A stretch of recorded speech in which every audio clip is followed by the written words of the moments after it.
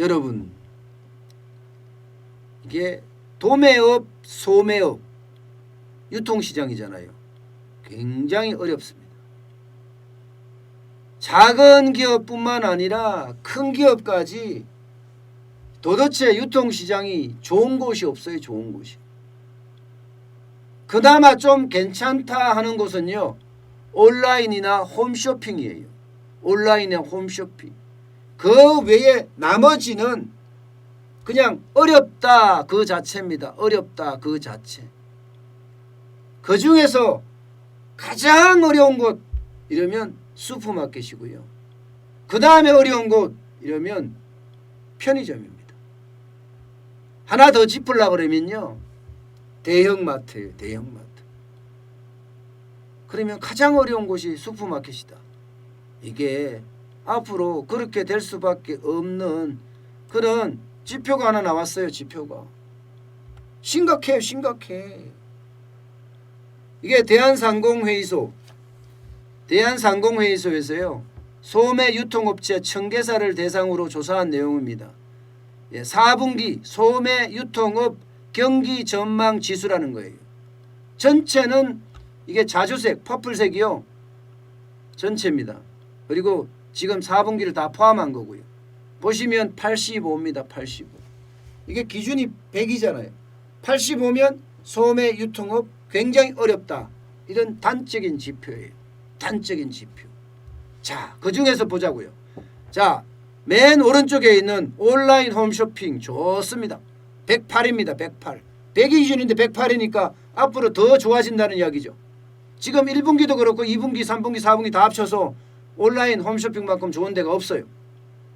두 번째가 어디냐? 백화점입니다. 연말 특수 기대하겠다 이거죠. 연말 특수 기대하겠다. 연말 특수 기대하겠다니까 100의 기준 중에서 96이에요. 96.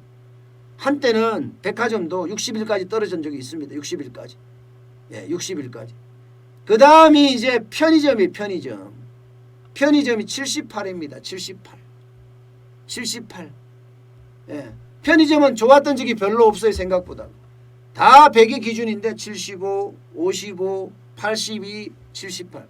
이게 3분기가 82였는데 4분기에 78에 더 떨어진다는 이야기잖아요. 그 다음이 슈퍼마켓입니다. 슈퍼마켓은 좋았던 적이 없어요. 60일로 오히려 더 떨어졌어요. 그것도 무려 10%포인트나 떨어졌습니다. 10%포인트나. 그래서 제가 슈퍼마켓이 가장 어렵다는 거예요. 슈퍼마켓이. 대형마트는 54로서 지수로서는 가장 낮지만, 그래도 전분기 비해서 3분기는 51이었습니다. 올라갔어요. 올라갔습니다. 51에서 54로 올라갔습니다. 여기. 그런데 슈퍼마켓은요, 10%포인트나 떨어졌어요. 그래서 슈퍼마켓의 줄폐업이 이게 올 수밖에 없다. 이렇게 예측을 하는 거예요.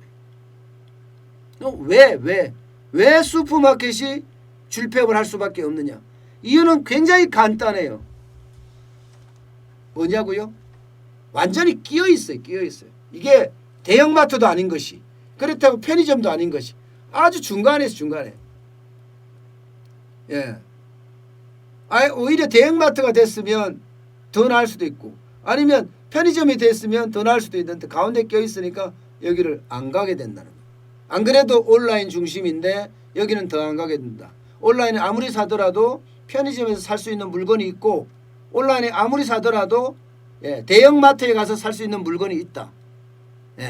그러나 슈퍼마켓에 가서 살 수 있는 물건은 온라인으로 다 살 수 있다. 이렇게까지 해석이 되기 때문에 이게 슈퍼마켓이 이렇게 어려워진다고 하면요, 어떻게 생각하면 이게 최악의 상황으로도 갈 수 있다. 이런 얘기까지 지금 나오고 있습니다. 이런 얘기까지. 그만큼 슈퍼마켓의 위기는 점점 다가오고 있다. 이렇게 이야기합니다. 심지어 이들에게 설문조사를 했는데 코로나 사태가 장기화되는데 어떻게 대응할 거냐 이렇게 물었더니 비용 절감이 첫 번째다 답변했어요. 뭐 당연히 비용 절감, 직원들 줄이겠다 이 말이겠죠. 근데 더 황당한 것은요, 22.5%가 대응책 없다에 대응책 없다.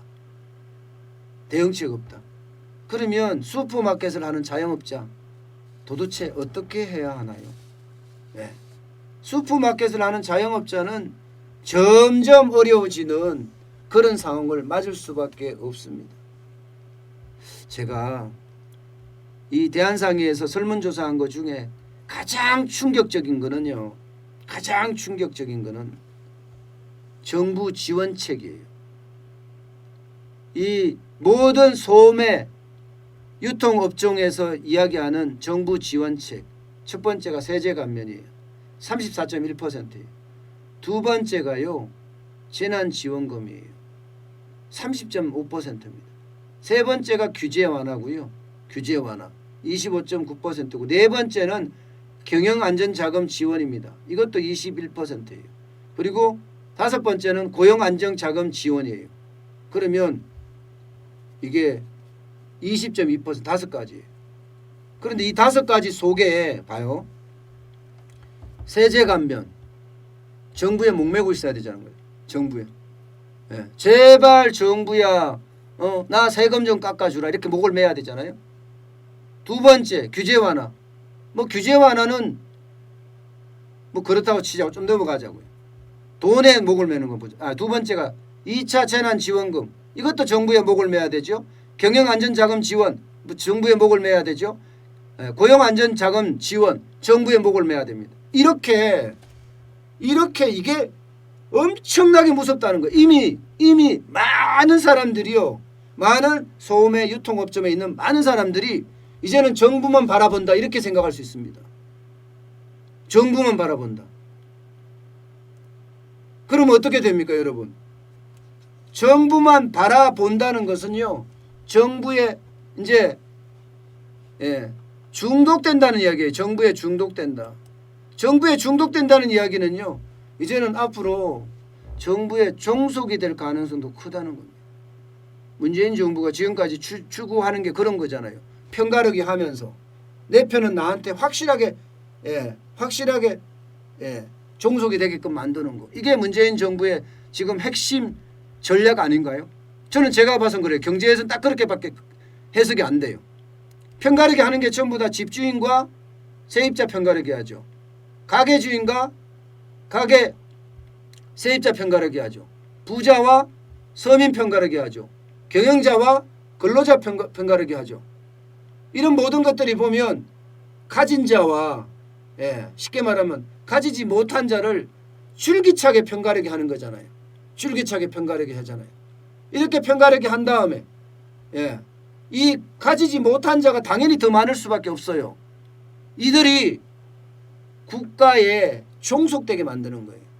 돈을 주고 현금을 계속 살포하면서 너는 내 편 하고 계속 다투거려 가는 이게 나라가 망조가 되는 겁니다. 나라가 망조가 되는 거. 나도 모르게 마약보다 더 독해요. 마약보다. 이게 이렇게 갈 수밖에 없는 구조가 지금 계속 짜여가고 있는 거 계속. 이거를 흔들려 그러면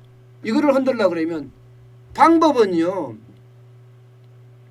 제가 생각하는 방법은 국민이 경제를 보다 잘 이해하고 깨달아야 합니다. 그러면 이게 우리를 더 종속시키고 우리를 더 거지화를 만든다는 걸 인정해야 돼요. 점점 봐요 여러분. 이 전략을 그대로 보면 어떻게 생각하면 그런 생각이 들어요. 부자들은 나쁜 사람들이니까 점점 더 가난한 사람을 많이 만들어내는 거지. 가난한 사람을. 실제로 문재인 정부의 어떤 그 5분위 배율이라고 하나요? 5분위 배율이 제일 높잖아요. 빈부격차가 제일 높은 거예요. 5분위 배율이라는 그런 거니까. 1분위, 2분위, 3분위, 4분위 소득 수준별로 그렇게 나누잖아요. 5분위 배율은요. 이 1분위에 대비해서 5분위 부자들. 이게 어떻게 나타나느냐예요. 어떻게 나타나느냐. 그 5분위 배율이 높으면 높을수록 빈부격차가 크다는 이야기거든요. 그런데 그런 빈부격차가 점점 그렇게 나타나잖아요. 결국은요. 제가 이제 이 방송을 한 3월 5일부터 제가 사실 속보 방송하고 작년 12월 25일부터 제가 정환진 TV를 이렇게 열심히 했거든요. 하면서 제가 지금까지 느낀 걸 보니까 갈라치기 하는 이유가 있었고, 또 앞으로 경제가 이게 경제 좋게 갈 필요 없어요. 예. 내 편이 더 많아지면 돼. 내 편이 더 많아지는 쪽으로 정책을 쓸 거면. 여기는 무조건 정책이, 이제는 국가고 국민이고 이게 문제가 아니라 내 편을 어떻게 하면 많게 만들 것인가, 이게 정부의 정책이라고 저는 보여요. 이제는. 그렇게 되면 우리 경제가 좋아질 이유도 없어요. 더 나빠지면 더 나빠지는 만큼 더 서민은 많이 생기고, 더 서민들에게 3차, 4차, 5차 재난지원금을 뿌려가면서 나에게 종속되게 만들어서 언제든지 내 편을 대서 도장을 찍어주게, 선거를 투표를 해주게, 이렇게 만드는 게 아닌가 싶어요. 그래서 저는 이거를 보면서요, 소매 유통업에 대한 조사를 한 건데 여기에서 이렇게 말을 전부 정부에 돈 달라는 것밖에 없어서 참 안타깝더라고요. 네. 어쨌든 이제는요, 정환진 TV를 보시는 어느 분이시든지 우리 경제를 알자고요. 경제를 알아서 이게 어떻게 치명상을 주고 또 우리는 어떻게 행동해야 될지를 우리 스스로 찾아내는 것이 그게 답인 것 같아요. 그 외에 다른 답은 없는 것 같습니다.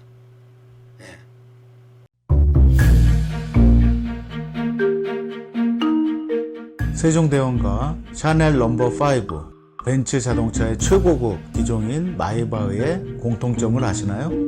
바로 침향입니다. 침향이란 동남아시아에서 자생하는 침향나무가 상처를 입었을 때 스스로를 보호하기 위해서 분비시키는 침향나무의 진액입니다. 진침향은 태국산 침향과 러시아산 녹용, 그리고 국산 홍삼, 백봉령, 산수유, 당귀, 숙지향, 꿀로 이루어진 침향환으로 만성 피로나 또 스트레스, 기력이 저하된 직장인분들, 또 수험생들, 연세 드신 어르신분들이 드시면 좋은 환입니다. 진침향 여러분들께 자신있게 권해드립니다.